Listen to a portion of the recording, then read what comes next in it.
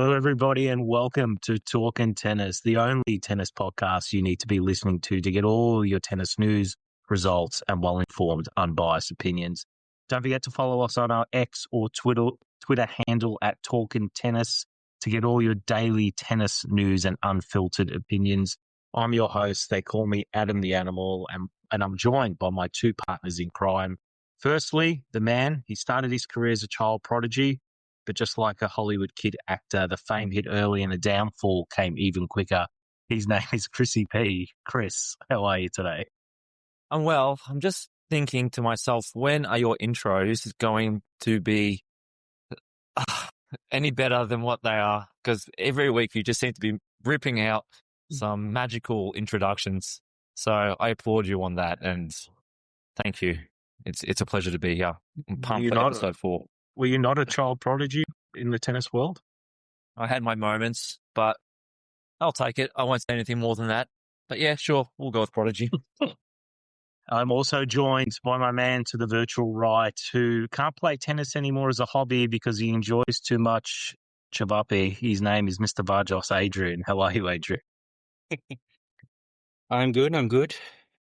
Glad to be here once again. Thank you for the Chavapi shout out as well. No problem. Do you have any on hand for this recording? No, I don't. No, just liquid form. But looking forward to it. And I got to be honest with you, I have done no research, just a quick discussion with Chrissy beforehand, but that's about it. So I look forward to see where tonight takes us and look forward to some shenanigans. And talking about tennis, obviously. Yeah, we might run some tennis talk in a little bit. Before we do, Adrian, tell me, have you checked out for the year already? Oh, yeah. Mentally. It's a busy time, lots of paperwork. You got to tie up all those loose ends, get, forms signed by parents who are on specialized plans and all that kind of stuff. So, yeah, a bit stressful in that sense with everything, but yeah, the kids are checked out, behaviors are running rampant. You're just putting out fires, essentially. Do you reckon we should just halve term 4 and just go 5 weeks and that's it? Nobody does anything the high schools, the 5th week. They're all over. The year 12s, they know what's going on. They're finished. You have something important like the exams, and that gets them into gear, and then just finish early and just be done with it. Do us all a favour. I think so. You're onto something. You can have 10 weeks off over the summer. That'd be good. Yeah, I mean, we don't get enough holidays, so may as well give us a few more. The sorry tales of a school teacher in Australia. It's good for the economy. If you're not working and out spending, for sure. No, I'm not going to take time off without getting paid for it, that's for sure. Of course, that wouldn't be good for the economy. No, wouldn't be good for my mental health, that's for sure. So I'm not going to ask you about your teaching escapades, but I will ask you. I know all our viewers and listeners from Arkansas, Virginia, wherever the hell they're dialing in from, want to know. Grand final last week, the big dance. What happened? Big dance. Well, it was spectacular viewing for both sides, and it was drama filled. Going into the last 2 sets, I won't give you the full story. I'll just cut right to it. Going into the last 2 sets of the evening, we were down by 1 game. And I had won 1 set and lost 1 set for that point. So going into that last set, we were getting creamed, actually. And while we were playing, our other pair were playing beside us, and I wasn't sure what their match was. They finished before us. Looked over at my partner. He seemed pretty positive. But we were getting creamed. We were down 5-2. And I told him, we're down 5-2 as well. I just sort of, I just said 5-2. And he sort of just kept positive. So that gave me some hope, and I gave it everything I got. I really messed up my shoulder in the process. I was serving hard and I was redlining everything. Emotions were running high, lots of dummy spitting. Got it back to 5-4. So there was some hope. They just pleading us on, saying 1 more. Couldn't get it done. We lost 6-4. We ended up losing the sets 6-4, and the night we lost by 1 game in the end. That was a tough pill to swallow, to go out for the farewell match, losing by 1 game in the final. And I later found out that my partners in that last set, they'd won their match 6-4, and they were up 5-2, 40-15. Yeah, that sucks. Yeah, that does suck. So, not to say it was their fault. I mean, they clearly won theirs, but it's clearly just what you're goes to saying. show well, you don't know. You just don't know how it's going to pan out in the end. But yeah, it just made it that harder to swallow, knowing that they were up 5-2, 40-15. But anyway, lost by 1 game in the end. So punched the fence, hurt my hand pretty bad at the end of the night. But it's all good now. That's pretty tame compared to what I've seen in your junior days. But yeah, and I walked out with all 4 rackets in working order as well. Jeez. It's a shock. So all in all, pretty successful night for a loss. Did that? I remember Did your a few weeks teammate? ago. Sorry, Adrian, go. Sorry, Animal. I remember a few weeks ago you making some calls about not being motivated to play because it's too easy. Yeah. And here you are losing sets and relying on your teammates. What's going on there? Well, the opposition knows that you're the better player, so what they do, they hit to the opposition, and it frustrate anyone. And for me, what I try and do is I try and impose myself in the game. And what goes on through my mind is that when I get the ball, when I get the opportunity, I feel like I have to do something pretty convincing with it. Either try and win the point or go for too much. And so there's that. You put yourself or you expose yourself too much up the net, you hit down the line, trying to cross. So it's a strategy. I mean, of course, the oppositions are going to hit to the weaker player. So, yeah, I was complaining, and that's doubles. That's how it is sometimes. And, yeah. Any fire in the belly? Is there still some fire in the belly? Will we see you back next season? You won't be playing at that club anymore, not with a committee member going rogue, but will you be a turncoat? Well, I'd like to think so. I still would like to play recreationally, have a solid hit, have some solid rallies, perhaps play for a different club one day, who knows? But for now, I'm going to enjoy my Thursday nights and not have to worry about playing 3 sets of doubles. And did that guy end up rocking up, by the way? He didn't. He didn't. Yeah, that committee meeting must have really rattled him. And we'll be never seen again. Yeah. He said he's going to play next season. I certainly won't. So that's the last of that chapter. Very nice. Well, we look forward to hearing about your pre-season escapades and maybe a return to Altona Tennis Club in the new year. Never know. Nah, new club. Club number 3. You're going to be the journeyman. Yep. The journeyman of the local tennis of the tennis. Well, if we're counting my junior days, it's probably trying to think of a soccer player as well. Do you know Denny Welbeck is still running around and scoring goals? Was he a defender? Welbeck for United? United, you should know. Yeah, what was he? Was he? Okay. Played for I stopped. Liverpool and United and about 16 other clubs as well.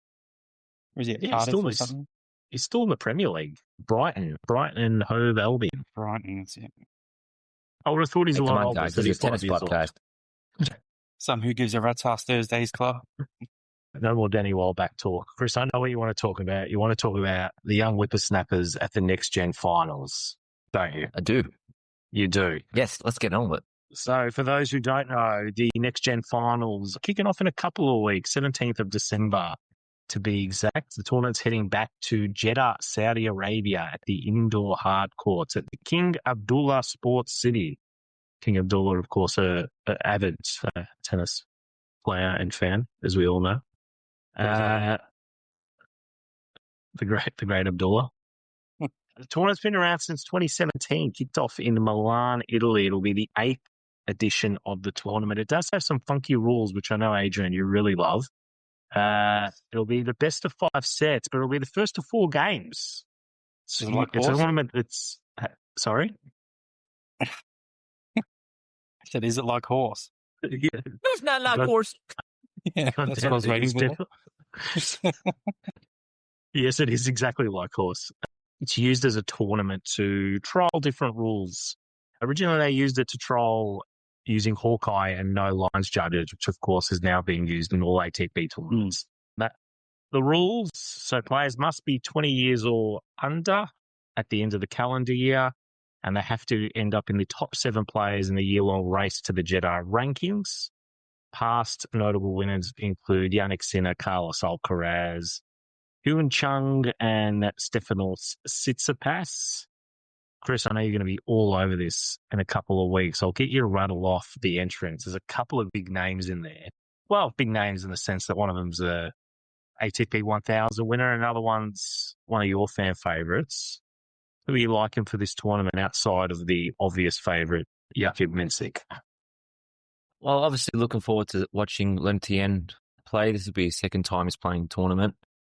Some contentious comments, people saying that he shouldn't be playing, but that's neither here or there. Why is that? He fits the criteria. Because he's played it before. He's established himself sort of on the ATP tour. He's on the scene. I guess the two players for me that are these haters more for wanting it to be for an up-and-comer, not for someone who's kind of out and about, even though they're still under 20? Yeah, I guess so. But at the end of the day, Tien fits that criteria. I mean, so therefore he can play. But for me, I'm looking forward to watching the young Spaniard, Martin Landaluce, play. Been checking his overview and his activity for this year. Nothing to get too excited about, but what I'm sort of keeping an eye on is the fact that he trains at Nadal's academy as well. He hasn't had any major scalps this year. He's been to a second round, I believe, Tour of 1000s tournaments where he come through qualifiers. Actually, no, correction. He has not. Actually, no, he has, yes. He lost to Popperin at the Cincinnati Masters. He came through qualifiers there. So he's one. And Dino Prizmić as well. He is your boy from Croatia, 6'2", two-handed backhand, 20-year-old. Two-handed backhand. He made, I guess he not first came on the scene, but where he had a lot of attention when, I believe in the Australian Open, whether it was this year or last year, forgot who he played exactly, but he played a quality game. I think he may have even lined up against Djokovic. I've just gone from pure memory. I will need to go through the archives to check, but I'm looking forward to see how he will perform as well. He's had some good wins as well throughout the Challenger Tour as well, winning a couple challenges as well, winning Croatia and the Slovak Republic, lost in the final in Italy to Cecchinato. And so he's winning games, and that's the most important thing, and does a lot for your confidence. So looking forward to see Landaluce play, also Prizmić, but also how Tien will, I guess, match up against these younger players. I mean, is there as much hate for Menšík as there is with Tien? Because you'd think that Menšík would be copping a fair flack for that. Yeah. To Chris's point, I think it was on both of them. It was probably more on Menšík more than anything because of his ranking. He's won a 1000 tournament this year. Yeah. And it was more probably him and team as well that, there maybe should be limits on, like, if you're in the top 20 or top 30, you shouldn't qualify for this sort of tournament, and that it is truly the next generation. So it was not the spirit of the games. Yeah, I guess. But if you're under 20 and you're, in the top 20 and won a 1000 tournament, what do you do? And does this also count towards ranking? Does it include ranking points? No, I don't believe so. Just prize money and for the prize pool was large when I had a look at it. I'm pretty sure it was in the, I don't want to say a number now because I might be getting confused with something else. It was significant, which is why they're not playing it, which is why Menšík's playing it, which is why Tien's playing it. You got to get those Saudi Arabia dollars, right? Oh, yeah. Looking at Jakub Menšík as well, and I was a bit shocked when you said, we've had a winner of the ATP Masters 1000 playing the next gen, and I thought, did Menšík really win? Yeah.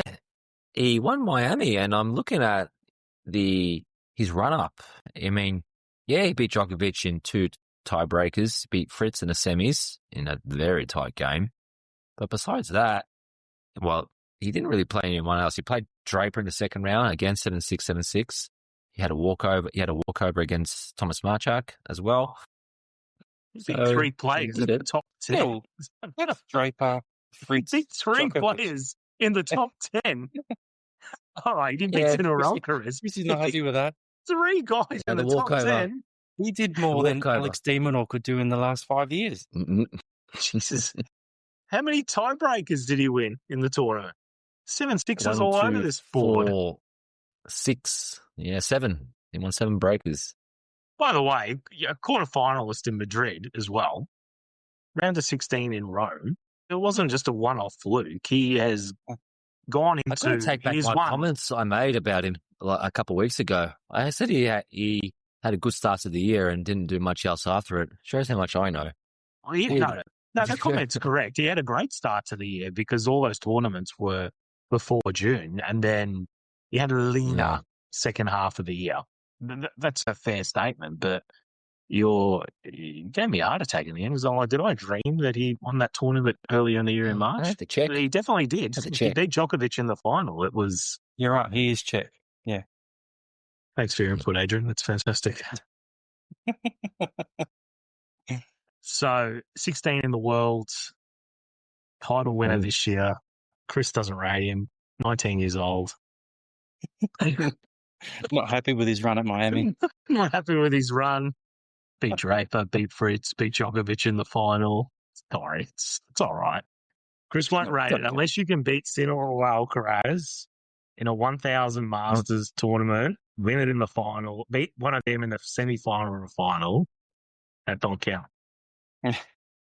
Give me an idea for the quiz next week, fellas. It's going to be 1,000 Masters tournament quiz for 2025. Do your homework. Anyway, that's my take. I can't wait for Landaluce to beat him 4-2 in the next gen. Well, it won't count because it's up to 4, which is a little bit ridiculous. Yeah, the whole format's a bit, funky, and it just takes the whole credibility of wins, out the window. So, I mean, it could be worse. It could be that UTS tournament that they play in the States and where Rude and a few other guys seem to play a lot of, where it's barely even tennis, where, they have double points and, off the let, I think it's in, or off the let they play it on. It's bizarre stuff. It's Rude to get the knocked up. Yeah, what happened to that bloke? Just can't hack it against the big dogs. A bit like de Minaur. I just can't help think of that, the vision in the tunnel, the Roland Garros when he was up against Rafa. You know what I'm talking about. I know the one.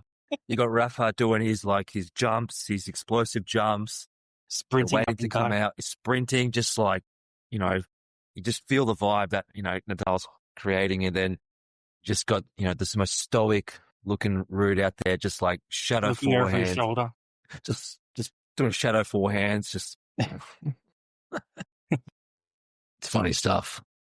But yes, the next gen's tournament, we shall see. Landaluce is my man. That's so predictions. Adrian, I will ask you for your tip, but before I do, your tip and why, because I am interested. Chris, what's your thoughts on João Fonseca? He hasn't come up on this pod. He hasn't come up on this pod, and I want your thoughts. Well, we all know he's got a massive forehand, big baseline hitter, huge. But and that makes the highlight reels, and that's what people see. But when you stack them up against his unforced error count, that's why he loses games. And I think for him to get to that next level, though, obviously he'll need to be a bit more consistent, but have that patience, when to go for those bigger shots as well, and just play a full game of tennis, not, go for broke too many times. Maybe obviously a lot of potential there. Maybe it says a bit about his quality that he feels he can't match it, therefore needs to go for those big shots in order to make something of himself. Maybe. Is he good enough to be more patient? If he is more patient, then he'll get punished, and That's why he's going for it. Comes with maturity and experience on the court as well. Tennis is one of those sports where you get moments and opportunities to turn it back in your favor. It's a small window, but you need to have the patience and the foresight that they will come as long as you put yourself in those opportunities. Is he too interested in the highlight reel? Yeah, he's too busy on YouTube watching tennis TV highlights. I don't think we could be too harsh on him. I mean, there's a lot of expectation, a lot of pressure that comes from it as well. I mean, as soon as you beat or have a few big scalps, you beat those top 20 players, you get those victories, people expect that more should follow. Like we should see more of it. And it's not always like that. Progress isn't always linear.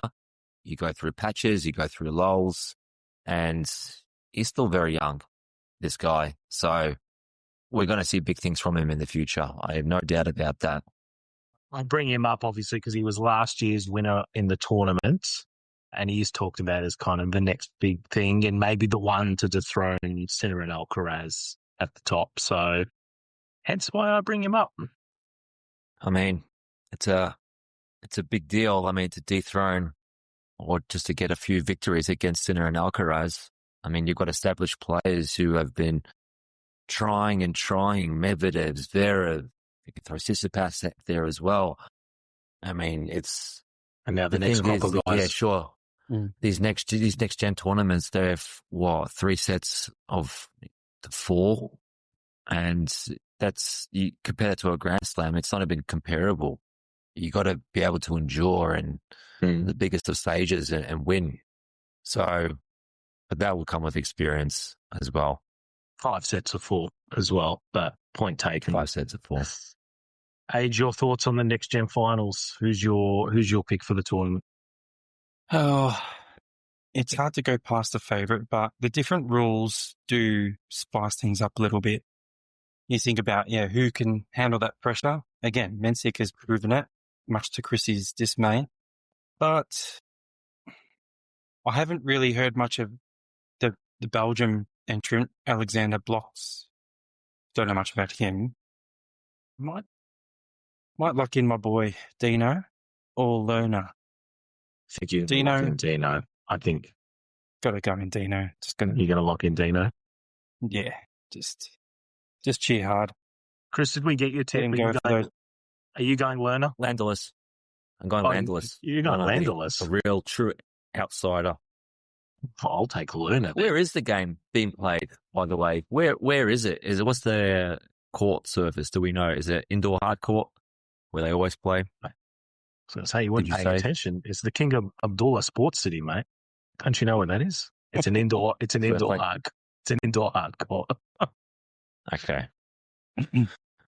King Abdullah, fine tennis player in his own right. All right, well, I'm going to go to Learner Tien and we'll see who gets it right.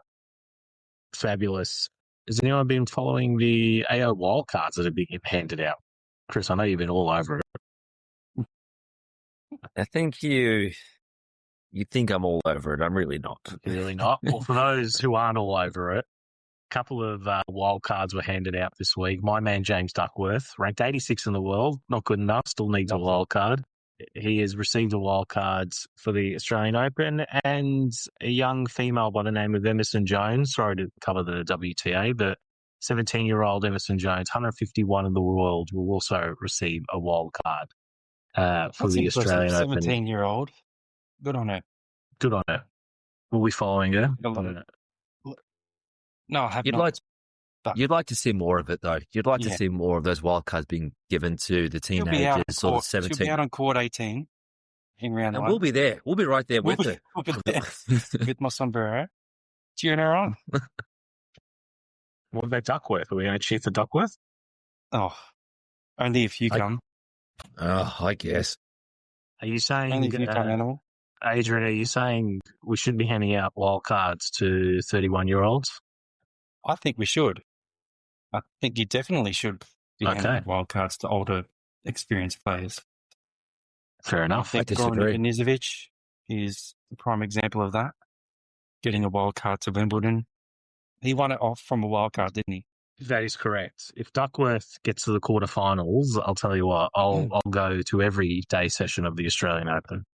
And also to keep it in my family tree, the old Peter Corder, when he won the Aussie Open, did he win that off a wild card as well? Well, mate, you are testing my memory now. It doesn't ring a bell, so that doesn't mean it's not correct, but he did win the AO, didn't he? Corder's old man. No comment. Sure. I mean, surely it's going to come. Let's all just randomly Google. Yes, he did, apparently. 98 Australian Open. Marcelo Rios. There you go. Oh, jeez. How's that for a segue? Marcelo Rios. I highly doubt it was on a wild card. Because isn't Goran's, like, he's the only one to have ever done it? Isn't that the thing about it? Okay. Loses its shine, right? If he's like the second person to win a Grand Slam off a wild card. Oh, he wasn't, because Corder won the 98 Australian Open. But, yeah, I think, yeah. Well, anyway, to answer your question, yes, I think they should be handing out wildcards to the elder statesmen of the sport. And we'll be there watching and cheering both of them on. Yes, we will. Unless it's after 5 o'clock when Adrian needs to go home. Emerson, you better not start your match after 4 o'clock, because Adrian will not be there to cheer you on. I hope you're listening. This is just Chrissy, the Lone Ranger, the true tennis fanatic. I'll join you for the big one this coming.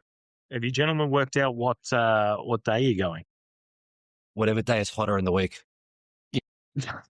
Whichever day is 30 on the Sunday. Yeah. Yeah. Okay. With a high UV index. And then we'll yeah, that's the first filter. We filter by UV index, not by temperature. Well, we are sun smart, that's for sure. Well, I am, anyway. You guys aren't. The other two aren't. Easily the most sun smart of the group. All right. Well, yeah. Well, are there any other notable mentions, Tanner? I didn't have any, no. And of course, we'll keep everyone up to date on the exact dates and days that we'll be venturing out to the Australian Open, so all the fans can come up and say hi.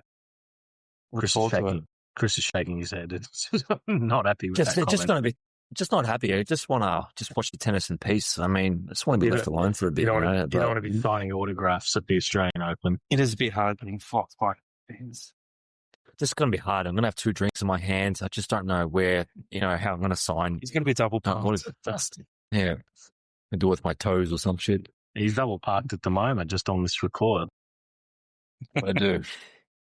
Adrian, I'm interested in your thoughts on this next topic while we're on the topic of Marcelo Rios. Yeah. I know you're all over the Reddits and the social medias and all over the discourse online.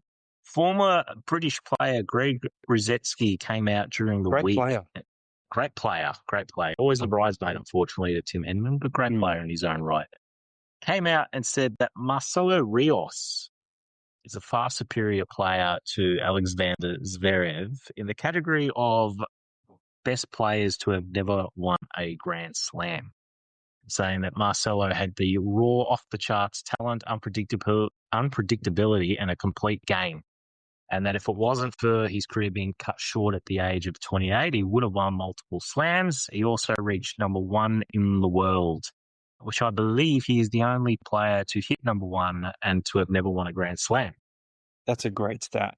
It is a great stat. Statistically, Zverev does have the numbers over Rios, just in terms of finalists at Grand Slams and tournaments won. Hasn't hit the heights of Marcelo Rios in terms of a ranking, but I guess the conventional wisdom is that Zverev is probably the best player to have never won a Grand Slam. I know you're all over the mid-2000s. That it's Zverev. Well, that's just what the online consensus is. No, I disagree with the online consensus.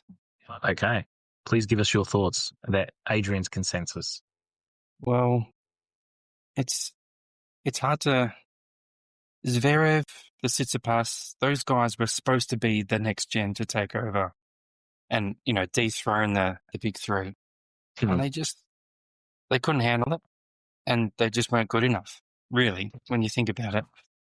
And the fact they had to wait for a whole new generation to come out, Sinner and Alcaraz, and still make a mockery of him.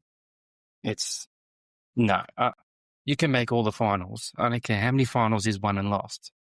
But if you put him up against some of these other greats that I'll mention in a bit, I think they'd wipe the floor with him. Yeah, seven Masters, 1,000 titles, 24 titles in total, 3 times runner-up in a Grand Slam, highest ranking of number 2, and an Olympic gold medalist. I don't care, says Adrian. What you're saying, mate. Doesn't care. I'm not bothering, mate. We know Chris doesn't rate the Masters 1,000 titles anyway, but it's not what's 7 to 2. Just accept it for Czech Republic players playing. Adrian, do you want to give us some names other than just ragging on Zverev? Well, there are a few standouts for me. Okay. A player that I've mentioned a few weeks consecutively, Nikolai Davydenko, comes to mind. He is not the best player. Great player. He's not the best player. Well, yeah. Not the best, but great player. Berdych also comes to mind. Berdych, great player. The old Joe Wilfred, Songer. Yeah, it's a fair shout. Songer, I think, on his day is better. But again, the consistency needs to be there. Chris has brought up this player before, David Ferrer. One of Christopher's favourites. And then there's the old faithful, which would be my pick, the old David Nalbandian. Okay, so that's your pick. I have to go shout out to David Nalbandian. So, yeah, a few honourable mentions there, but yeah. So beat Federer, Nadal, Djokovic multiple times during their peak. You know, wasn't a walkover against the big three. Won the ATP finals in 2005 and produced one of the greatest Masters runs ever in 2007. And he beat Federer, Nadal and Djokovic back to back in that. Yeah, I think, that's hard to go past Nalbandian. I'm interested to see what Chrissy thinks. He deserves it just on that feat alone, winning 3 in a row. Yeah. Well, for me, it depends how you look at it. I mean, if we're looking at consistency alone, I can't go past Zverev because I'm looking at 6 semi-finals in Grand Slams, 3 finals in Grand Slams, not to mention the fact of those Grand Slams, I'm not going to say he should have won, but in the French Open where he rolled his ankle and he was leading, I want to say against Nadal. And that was a big opportunity for him. So yeah, consistency, I'd go Zverev. Another player who maybe not so consistent, but was very close to winning a Grand Slam was Stefanos Tsitsipas when he was 2 sets to love up against Djokovic at the French Open in 2021. 4 semi-finals, 2 quarterfinals, 2 finals at Grand Slams as well. Yes, in the past 2.5 years, he hasn't been consistent. He's gone completely off the rails. Yeah. But in terms of closeness, he'd be another person I'd mention. But when I was listening to your Rudetsky statement in terms of why he thinks Rios, is the better candidate with arguing his quote unquote off the charts talent, unpredictable and complete game with transcendence. When I read that, Kyrgios comes to mind. Again, not going from consistency, but going from raw talent, unpredictability, not to mention the fact that he has beaten the best. And on his given day, he can beat anyone. And Rudetsky says that if his Rios career had not been cut short to injuries at 28, he would have won multiple slams. For me, I think that if Kyrgios had the mental capacity, then maybe the mental fortitude to actually endure and overcome his demons, he could have been one of the greats with multiple slams. So I would have to say, Kyrgios, you could throw him in contention as well. Adam, I want to hear your thoughts because I just see you shaking your head like a little bitch. we're in episode 4 of this podcast, and that is the most ridiculous comment that's ever been uttered in podcast history. That is the most absurd, ludicrous thing I've ever heard, ever. You want to talk about raw talent? Fine. Rios actually won things. He won 5 Masters tournaments, 1,000 tournaments. He was ranked 1.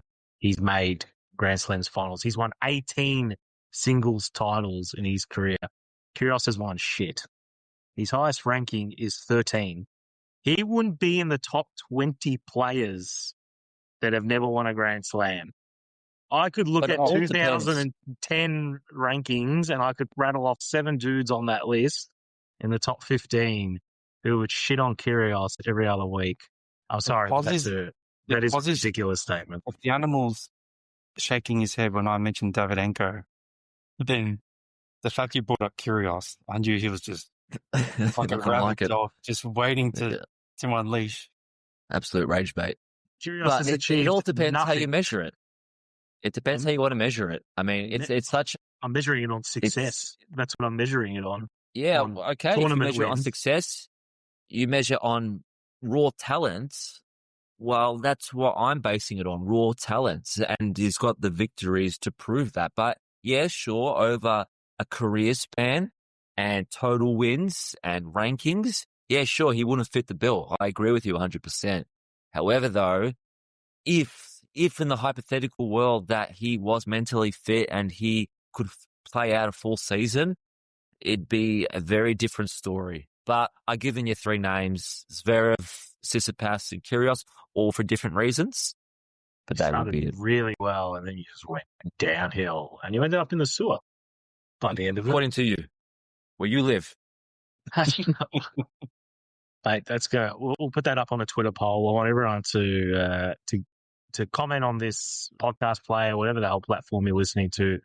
Get on X. Am I the idiot? Is Chris the idiot? A man who apparently highest ranking of 13 in the world, who hasn't won, has he even won a 500? Or they're all 250s? I think he's won. He's won Washington a couple of times. I think. On Acapulco, I think. 500. I think. Or he was a finalist. I'll have to. Acapulco. Whoop-de-doo. Well, our American viewers would know about Acapulco. Is it in...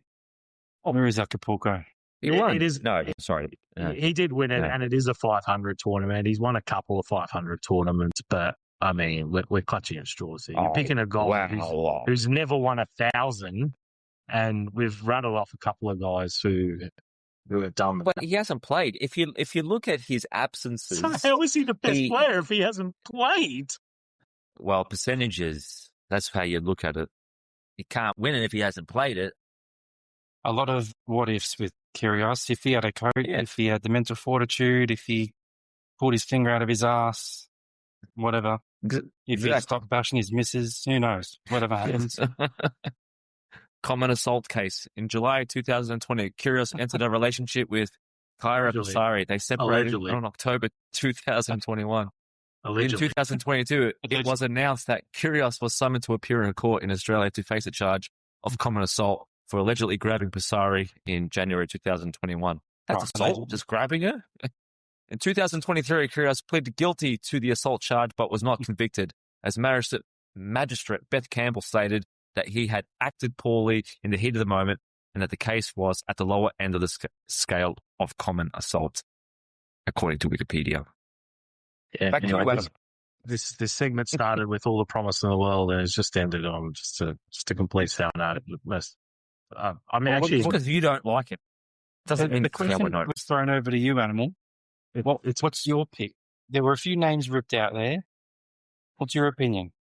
What's my opinion? You're not paid to give an opinion. I am not. Well, I'm not paid full stop. What's my opinion? Who does get paid? Chris is the only one who gets paid. Somehow, it must be getting paid from Kyrgios. I think you could lottery it between Nalbandian and Zverev, to be honest. That would be I think you could lottery it between the two. The Zverev on the numbers, if you just looked at the numbers, looks to be a better player. But back to our conversation a few weeks ago, I think you've got to factor in mind that Nalbandian and Songler and Berdych and all those guys you named earlier played in my opinion, a better era of tennis with a more deeper pool of quality. And whether it started from pretty much Federer from 2003 all the way to Djokovic up until 2020, 2021, you just had a dominant force in there, whether it started with Federer, moved to Nadal, went over to Djokovic. And for these guys, their whole career existed in that sort of era. Whereas with Zverev, like you said before, Adrian, he's gone into two different types of eras. He's now in the Sinner Alcaraz era as well. So not to take away from anything he's done, but I think I tend to favour some of those guys who played with Djokovic, Federer and Nadal. Yeah, which is maybe why I lean on Nalbandian. Nice. And he's had some of those big wins. You mentioned the Masters and the ATP finals win in 2005 as well, which were big tournaments. Big. Which Davydenko actually won one as well. So maybe not a bad shout. Yeah. Again, Davydenko will always hold a special place in my heart from seeing him live there. You bring him up every podcast. Oh, I'll continue to bring him up, just like our viewers in Idaho. You got to give them a shout out. Those listeners in Idaho, they came in droves last week. They came in droves. It's when you look at the analytics, it's Idaho, Arkansas, it's all those places. California, the West Coast. Getting thousands of streams from those areas. So shout out to all the folk listening in the United States, particularly Idaho. Simple folk they are, but good on them. Bless them. Well, that's why they listen to us. Are we ready for Battle of the Spuds? Sure. Double points? No, it's not double points. If you don't win this, there's something wrong. So just to explain the rules for all our listeners in Idaho and everywhere else, and especially for Chris, 5 questions related to the ATP International Tennis Hall of Fame. So I hope you both did your homework. I gave you a heads up last week. Chris obviously has done nothing, and we know how much prep he does for this podcast. There'll be 5 questions, all worth 1 point, and then the last question will be a who am I question. I have taken on the advice of young man Christopher, and the who am I will be in the same form, but it will be staged. So earlier in the question, you'll receive more points if you want to jump in and have a guess as to who the person is. So we'll start at 4 points. Who am I? And then 3 points, then 2 points, then 1 point. And I can't believe it. I feel like I've won already because Adam actually took an idea from me and he listened to me. I feel like I've won. I feel like I need to play. I'll always take on good advice when it's thrown in, but when I get nonsensical gibberish like Kyrgios is one of the greats of all time, it's just absolutely, I don't get it. Trying to get our viewers from Canberra up. All right, give me a break. Oh, fuck Canberra. We don't need those people. It's fucking snowing up there, mate. All right, are we ready for Battle of the Spuds? Let's do it. Get your chatbots ready. You didn't say cue the music. Cue the music. There you go. Now we can do it. Waiting for Chris to fork out some of his money to actually get some music. But anyway, question 1. Where is the International Tennis Hall of Fame physically located? Is it A, London, England, B, Newport, Rhode Island, C, Melbourne, Australia, or D, Paris, France? Where is the International Tennis Hall of Fame physically located? Is it A, London, England, B, Newport, Rhode Island, C, Melbourne, Australia, or D, Paris, France? Lock in when you're ready. Go D. Chris has locked in Newport, Rhode Island, and Adrian, Paris, France. The answer is Newport, Rhode Island, USA. Chris gets on the Rhode Island early. Rhode Island. Anytime USA. Anytime USA. Shout out to all the Seinfeld fans at home. Question number 2. Did you actually know that, or was that a guess? No, I knew it. Oh, yeah. He actually did his homework. Unbelievable. I'll get him at the end when when Adam gives me quadruple points to catch up. Well, I have without cheating now. It's blanket up front. Question 2. The Hall of Fame is housed in a historic complex known as the Newport Casino. What was the original primary purpose of this building when it opened in 1880? Was it A, a gambling parlor, B, a social club and sports complex, C, a horse racing track, or D, a stock exchange? The Hall of Fame opened in Newport Casino in 1880. What was its original primary purpose? A, gambling parlor, B, social club, C, horse racing track, D, stock exchange. Chris has locked in a horse racing track, while Adrian has locked in a stock exchange. You are both incorrect. It was the obvious answer. It was a social club and sports complex. Oh, Unfortunately, that's all it was, and it wasn't anything exciting like those other options. well, 1880. I was thinking, when was the Californian gold rush? That was after the. What's Pretty that right called? on, mate. It That wasn't was a after. mining field. Yeah, but They were panning for gold. yeah, but they'll people coming to the country. They're looking to strike it rich, finding gold. I just said it was in Trading Newport, money. Rhode Island. It's nowhere near California. Oh, who the fuck knows that? Where the fucking Nebraska is or Idaho? Who fucking cares? Think I fucking Yeah. studied US states. We have to buy Adrian a map for Christmas. Question 3. The Hall of Fame grounds feature historic tennis courts that are open to the public. What surface are these courts? Is it A, red clay, B, hard court, C, grass, or D, carpet?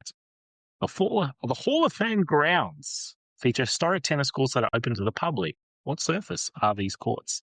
A, red clay, B, hard court, C, grass, D, carpet. Chris is looking perplexed. Absolutely perplexed. I don't know why, but he looks perplexed. Chris has locked in C, grass, and Adrian has locked in B, hard court. The answer is grass. Chris, you'd have got that one correct. Chris goes up 2-0. Adrian's selling all his best work for Who Am I? Did you guess that? Just educated guess. Back then, they all played on grass. That's a fair shout. Unless they're on a gold mining field or something. Well, you better watch yourself. Let's see who was paying attention to last week's podcast. For an ATP player to be eligible for induction into the player category, how many years must have passed since they were a significant factor on the tour? In other words, effectively retired. A, 3 years, B, 5 years, C, 10 years, or D, 1 year. A3, B5, C10, and D1. They Now, both I get paid double attention. points for putting the answer before the options, surely. Adrian didn't even put the letter. He put the number just to confuse me. What's a 5? It is 5 years. They were both paying attention to last week's podcast, and they both get 8 points. Adrian gets on the board, but trails 3-1. Last question before we get to Age's specialty of Who Am I? To be elected, what percentage of the vote must a nominee receive from the official voting group? Is it A, 51%, B, 66%, C, 75%, or D, 90%? Say the options again. Sorry. To be elected, I always repeat the question. I don't know why you ask. To be elected, what percentage of the vote must a nominee receive from the official voting group? Fuck's sake. Because I said just repeat the options, not the whole fucking question. That's what I said. No, but I'm a retard. I need to hear the whole thing again. I think you're both retarded at this age. Just for that, I'm going to read the question again. One more time. To be elected, One more time. what percentage of the vote must a nominee receive from the official voting group? A, 51%, B, 66%, C, 75%, or D, 90%? I will accept the number or a letter. They both copied each other. They both put B at 66%. They are both incorrect. It was C, 75%. No points for either of them. That means Chris What are the scores at the moment? Chris finishes the multiple choice part of the quiz leading 3-1. 3-1. Going Triple into points, who baby. am I? Let's go. So when I start, that'll be for 4 points. And then when I announce 3 points, anything from there will be for 3 points, so on and so forth, until we get to the easy part at the end. Adrian, you need 2 points to tie, 3 points for a win. So I know you are going to be chomping at the bit and you are going to be jumping in as soon as I get to that 3 points. Well, Chris is not going to have this turn. He's going to wait to the very end, just like last week. Absolutely pathetic. He waited until I had to say everything. I just like hearing about my girl, just like hearing her whole biography. Are we ready for Who Am I? Remember, your names are your buzzer. I got another question, though, before we continue this. It doesn't really matter how much I win by in terms of the total result. Like, I could smash them now and it would be 2-2. That's right. I'm not keeping percentages or percentage won by. If you want me to keep those stats, I'm happy to. I feel like you should. You're really good at it, and, you know, the stats matter. But anyway, let's continue. I think there's a compliment. Maybe it's something I'll pick up on my 10 weeks off of school holidays. Jeez, look at you two just sucking each other's dicks and getting each other compliments. Outrageous. What? Did you miss the whole Nick Kyrgios part of this podcast? Who am I? I was born in a remote mining city in Queensland, the third youngest in a massive family of 9 children. There I learned the game of tennis on the unforgiving hot bitumen courts of the outback before my family moved to the Sunshine Coast when I was 8. There I honed my skills at the Nambour Tennis Club. For 3 points, I turned professional in 1991, grinding through the satellite circuits before making my challenger debut in tournaments like Hobart, where I continued to develop my game. My high-kicking serve became my trademark weapon, eventually helping me earn the ATP Newcomer of the Year award in 1993. For 2 points, I reached the pinnacle of the eight. Fuck, he had to wait till the 2 points. Unbelievable. He hesitated. I paused for him. Adrian, 2 points. I know. Who is it? High-kick serve. Is it Philippoussis? No, Philippoussis was not born in Queensland, Adrian. It's disappointing. Yeah, I know. I couldn't think of anyone. I forgot to give you guys the other hint that it was somebody that came up in the pod record last week. Start again. Yes, for 2 points, I reached the pinnacle of the ATP rankings in July 1999, becoming world number 1. However, I hold a rather unique record regarding that achievement. I held the top spot for only one single week, the shortest reign in ATP history. While I had success on hard courts, my relationship with the grass at Wimbledon was full of heartbreak. I reached the final at the All England Club in consecutive years, but lost both times. In 2000, I fell to Pete Sampras. Yes, you are. And I'm looking at a bigger idiot right now who hasn't locked in yet. I fell to Pete Sampras. And in 2001, I lost one of the most famous matches in history, the People's Monday Final, in an agonising 5-setter against Goran Ivanisevic. For 1 point. For 1 measly point, my greatest career achievements came in New York. I am the first and only Australian man in the Open era to win back-to-back US Open titles. I captured my first major in 1997 by defeating Greg Rusedski. It's all come back full circle. And I defended my title in 1998, defeating fellow Australian Mark Philippoussis in 4 sets. Chris, who am I? Patrick Rafter. Fucking hell, you took your time. Ding, ding, ding, ding, ding. Just wanted to hear all about it. Just like to hear you talk. Didn't want to put Adrian out of his misery. I just wanted to enjoy it. If you locked in and got it wrong, then it was back to the field again. Yes, it is Patrick Rafter. I didn't know that about the world number 1, actually. 1 week at the top. Fun fact for the week. Yes, it was Patrick Rafter. Know all of it, to be honest. I don't know why he didn't come to mind with, of course, the only Queenslander that comes to mind. Yeah, he is the only Aussie Queenslander. Myself, yeah. I tried to make it a bit more tricky this week. Fucking John Millman. Well, when you said 1980, and then I thought, no, it can't be it. Then I went completely blank after it. Didn't say anything about 80, did you? I didn't know. He turned pro in 91. Yeah, well, I thought, well, can't be him. So I was drawing blanks after that. I had no idea. Yeah, disappointing at age. I thought he would get that one. For some reason went Philippoussis, non Melburnian, non Victorian. Definitely did not grow up in a mining city in Queensland. Chris, you win today's quiz. Congratulations. I'm back. Back with a vengeance, 2-2 going into the end of the year. Chris, correct me if I'm wrong, but next week's podcast will be our end of year wrap up. Do I have that right? You do have that right. Yes, big show in store for us next week. A lot of exciting things to discuss. Surprise guests. Guests. We weren't gonna, we were gonna announce that on our X page, but please give us a follow there where I'll be posting a lot of throwbacks, a lot of useless stats, and a lot of things that might just make you feel a bit nostalgic in feeling of the great game of tennis. But yes, next week will be our last show for the year. It'll be the end of year awards as well. So we're going to go through.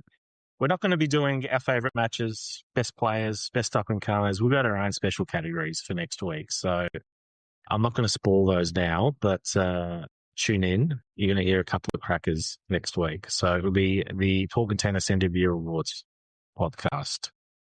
Adrian, make sure you do your homework for next week. I'll do better. I will do better for all our listeners in Vermont. Where are they? United States at this stage in cities. Because I'm just going to recycle the name 6 states, the same 6 states at this rate. Adrian, any parting words for our viewers?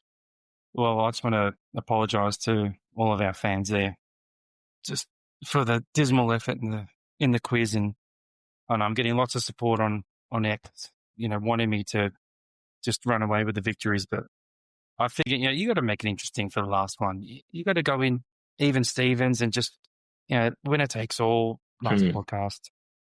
It's going to be a cracker next week. How fun would it be if I went in, on a 4-0 or 3-1 lead with him having no chance to come back? It's no fun. So I'll do better next week. We look forward to it. Chris, any parting words for our listeners? Give us a follow on X, but the only thing I want to say is I want to hear what you have to think about Adam and I, or my discussion with Adam earlier in terms of the best player to not win a slam. Whose side are you on?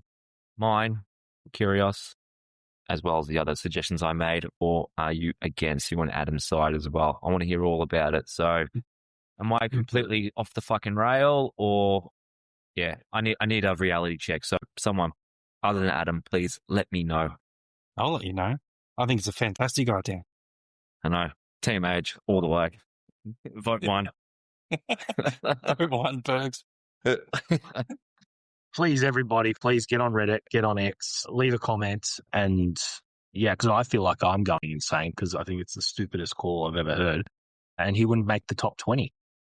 In fact, I want to go and find 20 players who are miles better than Kyrgios. I could probably stretch it out to 30, but I could name 20 players in the last 25 years who are much better players than Kyrgios. It isn't really. I could just go from between 2005 and 15 and I'd be able to fill that list out pretty quickly.